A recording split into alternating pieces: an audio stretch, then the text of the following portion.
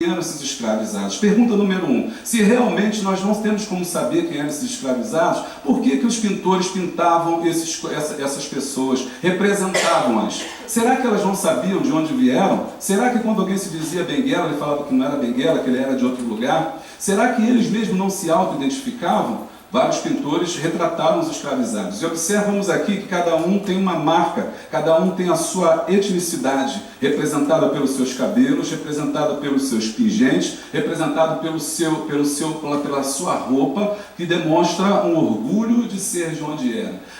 Pergunta número 2, se eles não sabiam que esses escravos eram da África Central, por que havia traficante que pedia, que encomendava escravo de tal lugar? Por exemplo, eu quero escravo Angola para trabalhar na lavoura, eu quero escravo Mina para trabalhar com a cura, com as artes de curar. Aquelas pessoas do século XIX sabiam exatamente de onde eles haviam retirado essas pessoas. Aquelas pessoas que trabalhavam no tráfico negreiro no interior da África sabiam exatamente quem eram as pessoas que eles estavam comprando. Portanto, esse é um mito que eu tive que derrubar e esquecer essa ideia de portos de origem e pensar numa coisa que me desse uma unidade sobre todos esses grupos. O próximo slide mostra como é que esses pesquisadores antes de mim já mostraram isso, como a Marina Souza, como a Mary Karash, o Robert Slane, sobretudo, que vai discutir essa questão linguística, mostrando que pelo porto de Cabinda saíram etnias Tio, Zaire, Congo, Gabão, Angola e por aí vai. A gente não vai ficar lendo o slide, mas só para mostrar para vocês como que as principais etnias passaram por esses principais portos, inclusive em Moçambique, do outro lado da África.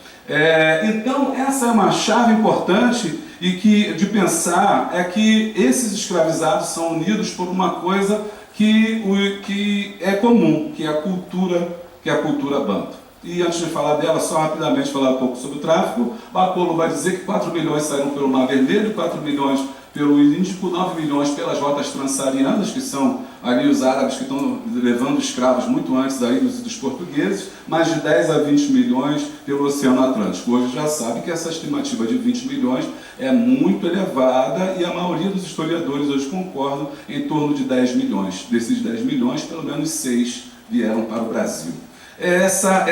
Então vamos pensar um pouco sobre essa questão de quem eram esses africanos, quem eram esse grupo. Antes da gente falar também sobre isso, só falar rapidamente, porque eu sei que a maioria das pessoas devem estar aqui hoje, são também historiadores, já conhecem bastante sobre o tráfico. O sistema intricado entre captura, negociação, aprisionamento, acondicionamento, transporte, alimentação, cuidado material, cuidado espiritual e o seu desembarque. E para falar disso, a gente tem que lembrar que o transporte era muito precário, que esses escravos vinham completamente... as embarcações estão superlotadas e com o final do tráfico, ou se aproximar o final do tráfico, as embarcações vão estar sendo cada vez mais lotadas. Quanto à superlotação dessas embarcações, vai gerar também um aumento da sua mortalidade. O que levava esses escravos a falecerem para serem sepultados no cemitério dos Pretos Novos? A questão da alimentação é uma questão importante. A comida era pouca porque ele tinha que fazer uma escolha. O traficante com 3 viagens já estava rico, segundo Klein. Com 3 viagens ele já estava bem, pelo menos 3 viagens. 2 viagens dava para viver. O problema é que muitas das vezes eles tinham que fazer empréstimo para poder fazer a chamada armação, que era contrato de uma embarcação do capitão e da tripulação. Porém, depois disso ele estava bem, porque o lucro desses escravos era muito grande, o preço do escravo era caro, a mortalidade já estava calculada. A questão da comida, ela é uma variante importante. Se eu levo muita comida, eu trago pouco escravo. Se eu trago pouco escravo, eu tenho prejuízo. É melhor levar pouca comida, levar pouca água. Mesmo porque a comida também estraga. Há muitos relatos de comidas que estavam estragadas e todos se alimentavam delas. Alguns da tripulação procuravam nem usar a água, porque não sabiam daquele escorbuto, mas tinham desconfiança de que a água poderia trazer algum tipo de doença. Então, eles, no lugar da alimentação, coloca-se mais gente. Tendo mais gente, nós temos um problema aí de superlotação e desnutrição, que são as doenças que vão matar mais. E são essas doenças que vão levar esses escravos a óbitos quando chegam no Rio de Janeiro. Eles, ao desembarcarem no Rio de Janeiro, eles são, então, ou vendidos no Valongo ou levados para o cemitério Pretos Novos. Esse é um recorte do livro da figura de Rugendas, bastante conhecido, que mostra ali o momento exato, como que ele estivesse tentando captar ali a morte.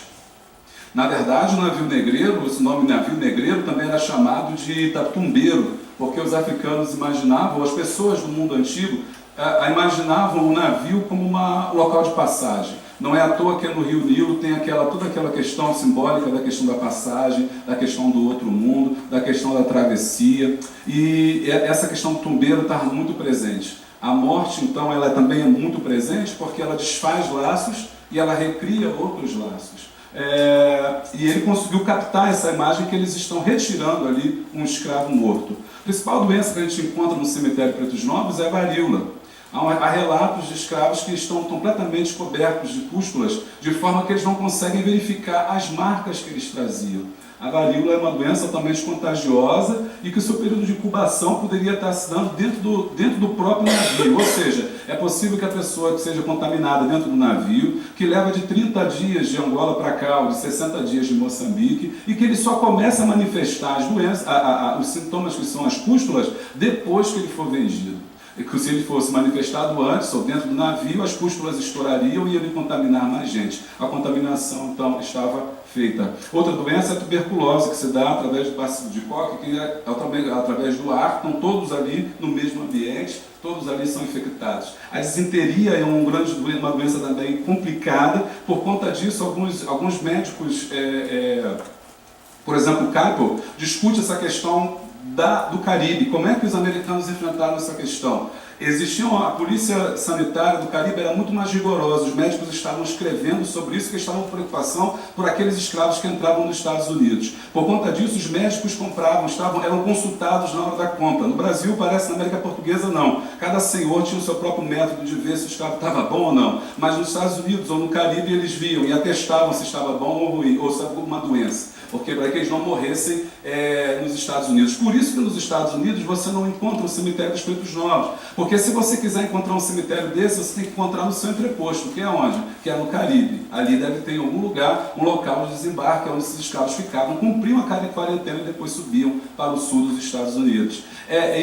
Esses traficantes, para disfarçar as doenças, eles tamponavam os escravos, segundo o Campbell, que era colocar ali uma rolha no ânus do escravo para impedir que ele defecasse no assoalho do navio. Não preciso dizer que esse escravo morreria logo depois. Esse escravo morreria logo depois lá no Valongo e seria jogado para o cemitério dos Pretos Novos. Havia um outro local que era um local onde era chamado Lazareto, onde esses escravos ficavam na convalescência ali sendo cuidados para depois serem vendidos. Algumas pessoas viviam de comprar escravos doentes que estavam no lazareto e vendiam pela metade do preço. Algumas pessoas abriam suas casas, compravam escravos doentes, cuidavam das suas casas e depois vendiam nas ruas. Era chamada a raia miúda. Contra essa raia miúda, os grandes traficantes de escravos lutavam, porque diziam que eles estavam atrapalhando o seu negócio. Esse foi um dos motivos que fez com que o mercado se transportasse lá para o Valongo, para ficar um acesso mais difícil dessas pessoas que quisessem vender e comprar escravo, inclusive agora eu esqueci o nome das pessoas que passavam e vendiam e compravam escravos, fugiu. E outra questão da doença são as febres. São várias febres, talvez o Silvio fale sobre isso, a gente vai andar, e a desnutrição. Esses escravos sobre desnutrição, disenteria, verminoses, os escravizados, eles possuíam vermes e muitas vermes, e também muita prática nessa questão da cura e do contato com as vermes, até mesmo da extração da forma de cuidar. Esse que não é o nosso objetivo hoje, portanto eu vou seguir para os escravos que morrem e que vão para o cemitério. Eles são desembarcados em pequenas embarcações, por isso jamais o navio atracou aonde quer que fosse para dizer que escravo desceu em qualquer lugar, escravo não desceu em qualquer lugar. A princípio, o escravo veio pelas pequenas embarcações, que são colocadas em vários atracadouros ao longo do Valongo. Não existe um local físico para ali. Como eu disse para vocês, quando chegava o carregamento, cada um comprava a sua parte e levava para o seu estabelecimento. E aí, novamente, a gente tem essa região do Valongo. Eu pensei em retornar essa imagem para mostrar para onde eles estão sendo vendendo, para a Rua Camerindo, onde eles são colocados, ou eles vão para o Lazareto, vão ser cuidados, mas os que morrem são colocados ali no cemitério dos Pretos Novos. Quem são esses escravos que estão nos cemitérios pretos novos? São os escravos bantus. Bantu não é uma cultura bantu, né, como a gente chama da África do Norte, ou Nagô, alguma coisa assim que o vale. Bantu, na verdade, é um tronco linguístico. Ou seja, esses escravizados que eram tirados desse mundo bântano que eu mostrei para vocês, que eu chamei anteriormente, de África Central Atlântica, Congo, Angola e até do outro lado, Moçambique e na África do Sul hoje, eles constituem um grupo único. Esse grupo único é um grupo linguístico bantu. Eles têm linguagens diferentes entre cada etnia, mas possuem um tronco linguístico comum. E esse tronco linguístico comum é a minha chave de entrada para poder decifrar e perceber quem foram esses pretos novos, como é que eles viam. Essa expansão bantu se deu aí há milhares de anos atrás, e eles são importantes por algumas coisas que eu quero só ressaltar. A língua, a questão da tecnologia e a expansão dessa forma de ver o mundo, da cosmogonia bantu. Eles têm uma coisa muito interessante no Pretos Novos, que alguém perguntou assim, será que para a gente fazer um sepultamento a gente tem que levá-los para a África? Né? Tem que levá-los para solo africano? O bantu tem essa característica. Eu estou falando agora genericamente, claro, eu estou aqui generalizando, me perdoe, mas de uma forma geral, o grupo linguístico bantu tem, no sua visão de mundo, uma coisa interessante. A não necessidade de retorno.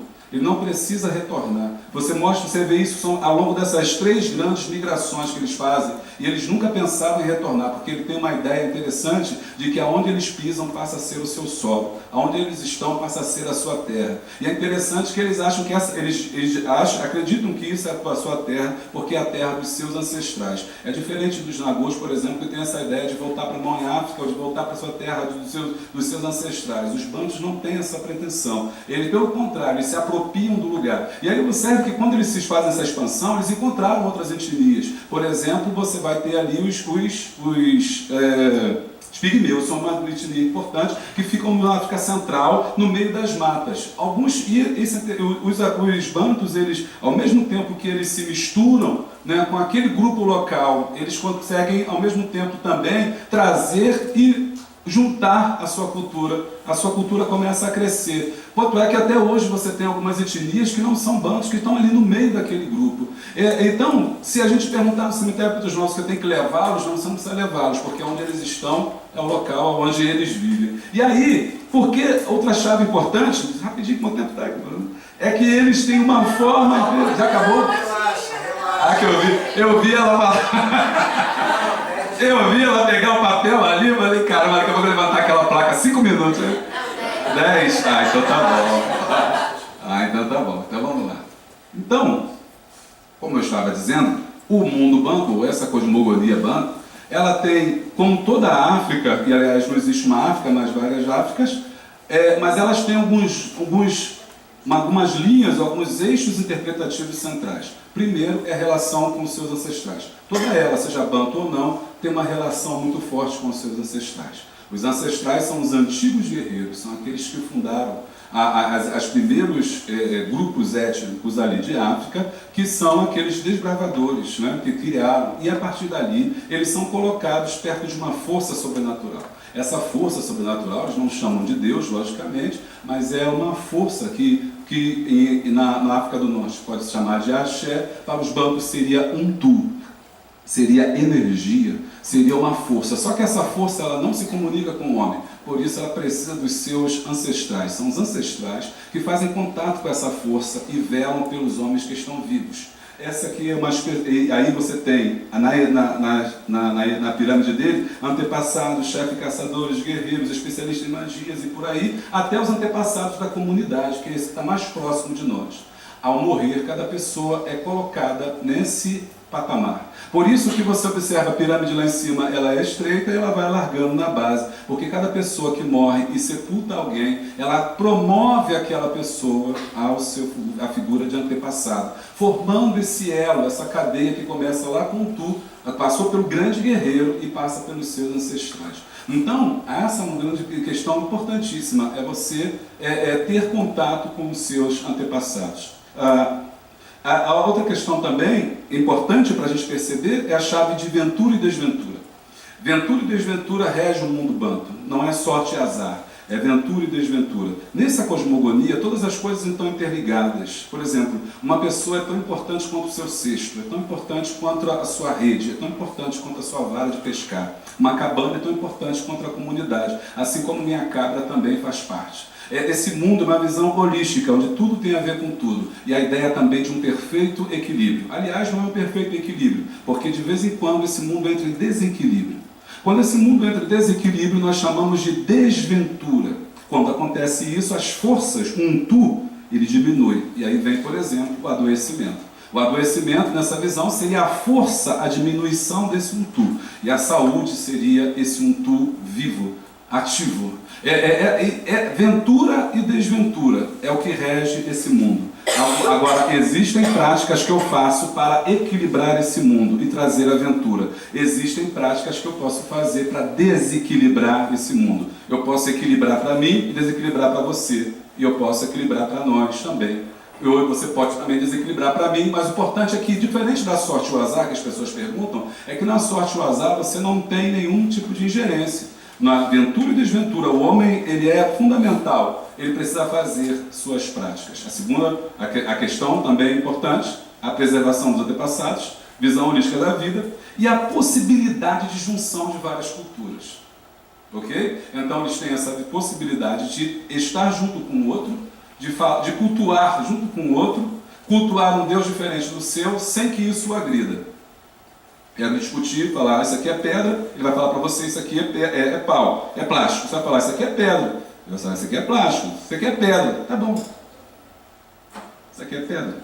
Mas para mim, continua sendo plástico e não afeta a minha religiosidade. Essa questão do banto, ela é importante porque vai fazer com que ele se espraie, que ele consiga entrar em todas as camadas da sociedade e muitas das vezes não ser percebido, porque ele é como essa água que vai tomando todos os espaços por onde ela passa. O banto é assim, ele toma a forma de onde ele estiver. Ele não é diferente de outras etnias, por exemplo, que vão lutar, vão tentar. Ela vai conseguir contornar. É interessante, porém, que isso não quer dizer que ele seja passivo, no sentido de que, tem que estar